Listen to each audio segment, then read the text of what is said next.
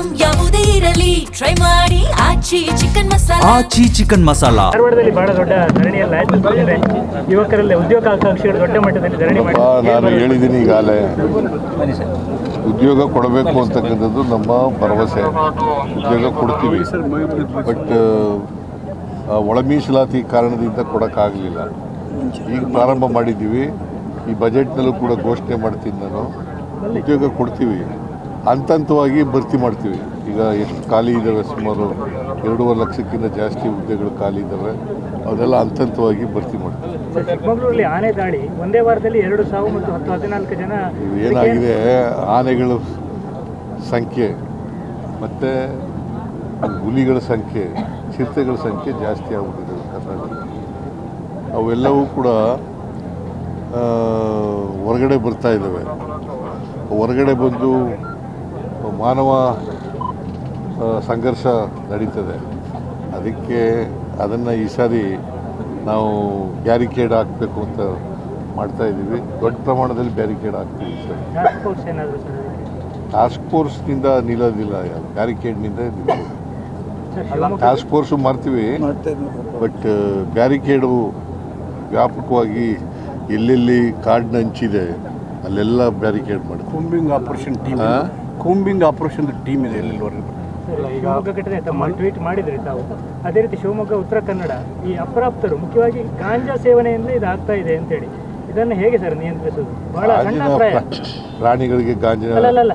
ಈ ಶಿವಮೊಗ್ಗ ಘಟನೆ ಮತ್ತು ಉತ್ತರ ಕನ್ನಡದಲ್ಲಿ ಆದ ಘಟನೆಯಲ್ಲಿ ಗಾಂಜಾ ಸೇವನೆ ಪ್ರಮುಖ ಕಾರಣ ಅಂತ.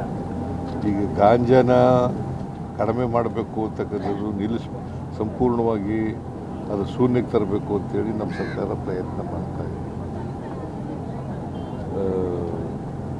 ಗಾಂಜಾ ರಹಿತವಾದಂಥ ರಾಜ್ಯ ಮಾಡಬೇಕು ಅಂತಕ್ಕಂಥದ್ದು ಕರ್ನಾಟಕದ ಉದ್ದೇಶ. ನಾವು ಆ ದಿಕ್ಕಿನಲ್ಲಿ ಈಗಾಗಲೇ ಪ್ರಯತ್ನಗಳನ್ನು ಮಾಡ್ತಾ ಇದ್ದೀವಿ. ಆ ಪ್ರಯತ್ನಗಳು ಇನ್ನೂ ಸಂಪೂರ್ಣವಾಗಿ ಸಫಲ ಆಗಿಲ್ಲ, ಮಾಡ್ತಾ ಇದ್ದೀವಿ. ಸರ್, ಅಜೀಂ ಪ್ರೇಮ್ಜಿ ಅವರ ಯೂನಿವರ್ಸಿಟಿ ಮೇಲೆ ABP ವಿದ್ಯಾರ್ಥಿಗಳು ದಾಂಧಲೆ ಮಾಡಿದರು. 25 ಜನ ಮೇಲೆ FIR ಕೂಡ ಆಗಿಲ್ಲ.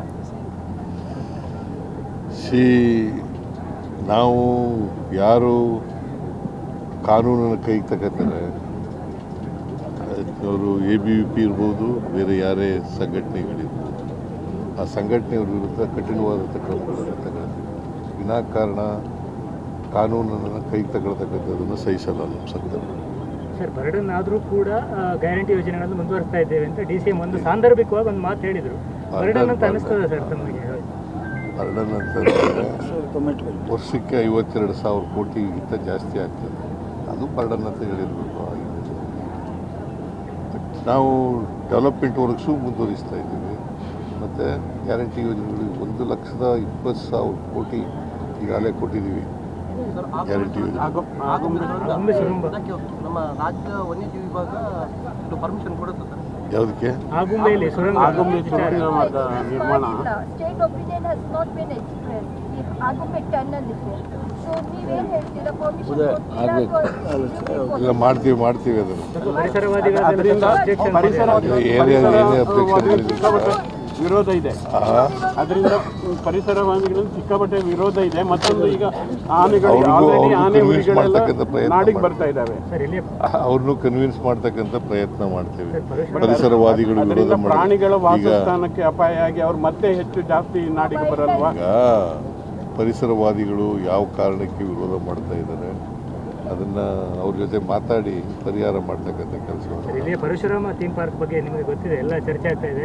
ಒಂದದು ಕಂಪ್ಲೀಟ್ ಆಗಬೇಕು ಅನ್ನೋದು ಒತ್ತಾಯ ಇದೆ. ತನಿಖೆ ಯಾವ ಹಂತಕ್ಕೆ ಒಂದು ಲಾಜಿಕ್ ಎಂಡಿಗೆ ಬರ್ತಾ ಇಲ್ಲ ಅನ್ನೋ ಅಭಿಪ್ರಾಯ. ಯಾವುದು? ಪರಶುರಾಮ ಥೀಮ್ ಪಾರ್ಕ್ ಕಾರ್ಕಳದಲ್ಲಿ. ಇಲ್ಲಿ ಕಾರ್ಕಳದಲ್ಲಿ ಮಾಡ್ತೀವಿ, ಪರಿಸರವಾದಿಗಳ ಜೊತೆ ಮಾತಾಡ್ತೀವಿ. ಪರಶುರಾಮ ಅದನ್ನು ಮಾಡ್ತೀವಿ. ಅದನ್ನು ಯಾರು ತಪ್ಪು ಮಾಡಿದ್ದಾರೆ ಅವ್ರ ಮೇಲೆ ಕ್ರಮ ತಗೊಳ್ತಕ್ಕಂಥ ಯೋಜನೆ ಮುಗಿಸ್ತಕ್ಕಂಥ ಕೆಲಸ ಮಾಡ್ತೀವಿ. ಸರ್ಕಾರಿ ಆಸ್ಪತ್ರೆಗಳಲ್ಲಿ ಔಷಧಿಗಳ ಕೊರತೆಯಿಂದ ರೋಗಿಗಳ ಸಮಸ್ಯೆ ಇಲ್ಲ ಕೊರತೆ, ಔಷಧಿಗಳ ಕೊರತೆ ಇಲ್ಲ ಸರ್. ಅದೇ ರೀತಿ ಬ್ರಹ್ಮಾವರ ಸಕ್ಕರೆ ಕಾರ್ಖಾನೆ ಭ್ರಷ್ಟಾಚಾರದ ತನಿಖೆ ಯಾವುದೇ ಕನ್ಕ್ಲೂಷನ್ ಹೋಗ್ತಾ ಇಲ್ಲ, ಅದು ಮುಂದುವರಿತಾನೆ ಇಲ್ಲ. ಚಂದ್ರ ಶೆಟ್ಟರು 50 ದಿನ ಧರಣಿ ಎಲ್ಲ ಮಾಡಿದ್ರು. ಪ್ರತಾಪ್ ಚಂದ್ರ ಶೆಟ್ಟರು 50 ಅದು ಬ್ರಹ್ಮಾವರ ನಾವು ಈಗಾಗಲೇ ಡಿಸಿಷನ್ ತಗೊಂಡಿದ್ದೀವಿ. ಸೊ ಯಾರು ಕೂಡ ಮುಂದೆ ಬರಲ್ಲ ಅದನ್ನು ನಡೆಸೋಕ್ಕೆ. ಸೊ ಅಲ್ಲ ಸರ್, ಅದಲ್ಲ, ಅದು ಭ್ರಷ್ಟಾಚಾರ.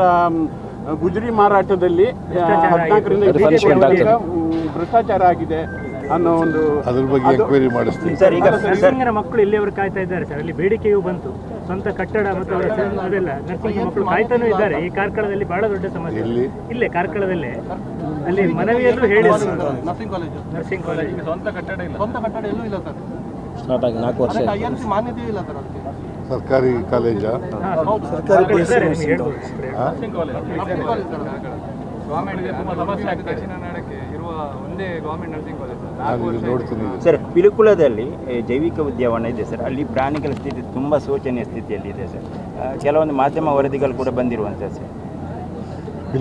ಪಿಲಿಕುಳ ಜೈವಿಕ ಉದ್ಯಾನವನ ಅದನ್ನು ಒಬ್ಬ ನೋಡ್ತೀನಿ. ಅದರ ರಿಪೋರ್ಟ್ ತರಿಸ್ಕೊಂಡು ನೋಡ್ತೀನಿ DC-ಯಿಂದ. ಸರ್, ರಾಜಕೀಯದ ಏನಾದರೂ ಮಾತಾಡ್ತೀರಾ ಸರ್? ಈಗ ಇವರು ಶಾಸಕರೆಲ್ಲ ಮಂತ್ರಿಗಳಾಗಬೇಕು ಅಂತ ಕೆಲವರು ಅಭಿಲಾಷೆ ವ್ಯಕ್ತಪಡಿಸ್ತಾ ಇದ್ದಾರೆ. Nothing wrong in that. ಈಗ ಮಂತ್ರಿಗಳಾಗಬೇಕು ಅನ್ನೋದ್ರೆ ತಪ್ಪೇನಿಲ್ಲ.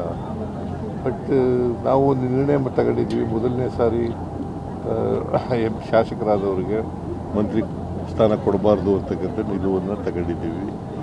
ಬಟ್ ಅವರು ಕೇಳ್ತಾ ಇರ್ತಕ್ಕಂಥದ್ರಲ್ಲಿ ತಪ್ಪೇನಿಲ್ಲ. ಸರ್, ಈಗ ಮರ್ಯಾದೆ ಹತ್ಯೆಗೆ ಕಾಯ್ದೆ ತರ್ತಿದೆ ಸಮಾಜ ಇಲಾಖೆ. ಮರ್ಯಾದೆ ಹತ್ಯೆಗೆ ಹೊಸದಾಗಿ ಸರ್ಕಾರ ಕಾನೂನು ತರಲು ವರದಿಯಾಗಿದೆ. ನಾವು ಆ ಥರ ಯೋಚನೆ ಮಾಡಿಲ್ಲ. ಸರ್, DKC ಅವರ ಫಾಲೋವರ್ಸ್ ಸ್ವಲ್ಪ ಹೈಕಮಾಂಡನ್ನೆಲ್ಲ ತಲುಪ್ತಾರೆ, ಹೋಗ್ತಾರೆ, ಒಂದು ಟೀಮ್ ಕಟ್ಕೊಂಡು ಅಂತ ಮಂಡ್ಯದಿಂದ ಸುದ್ದಿ ಬರ್ತಾ ಇತ್ತು ಸರ್. ತಮ್ಮ ಗಮನಕ್ಕೆ ಇದೆ? ನಾನು ರಾಜಕೀಯ ಮಾತಾಡಿಲ್ಲ. What ever the high command says will go by it. ಬಜೆಟ್ನಲ್ಲಿ ಬಜೆಟ್ ಆದಮೇಲೆ ನೋಡಿ. ವಿಶೇಷವಾಗಿ ಏನಾದ್ರು ಪ್ಯಾಕೇಜ್ ಕೊಡೋ ಬಜೆಟ್ ಆದಮೇಲೆ ನೋಡಿ. ಸರ್, ಇನ್ನು ಆರೋಗ್ಯ ಇಲಾಖೆಯಿಂದ ಬಿಡುಗಡೆ ಆಗಿರುವಂಥ ಅಧಿಕೃತ ಆಹ್ವಾನ ಪತ್ರಿಕೆಯಲ್ಲಿ ಉರ್ದು ಇದೆ ಅಂತೇಳಿ ಸಾಕಷ್ಟು ಚರ್ಚೆ ಗ್ರಾಸ ಆಗ್ತಿದೆ ಸರ್. ಅಡ್ವರ್ಟೈಸ್ಮೆಂಟ್ ಕೊಡುವಾಗ ಉರ್ದು ಪತ್ರಿಕೆಗಳಿಗೂ ಕೊಡಬೇಕಲ್ವಾ? ಅಲ್ಲ, ಆಹ್ವಾನ ಪತ್ರಿಕೆಯಲ್ಲಿ ಆಹ್ವಾನ ಪತ್ರಿಕೆ ಇಲ್ಲ.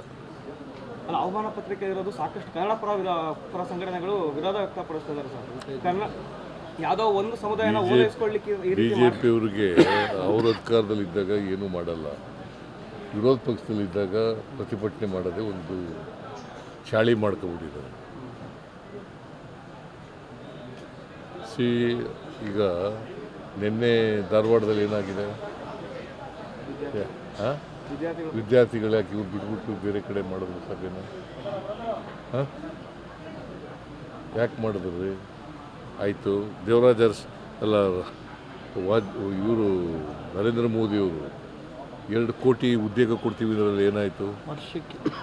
ವರ್ಷಕ್ಕೆ 2 ಕೋಟಿ ಉದ್ಯೋಗ ಕೊಡ್ತೀವಿ ಅಂತಂದ್ರಲ್ಲ.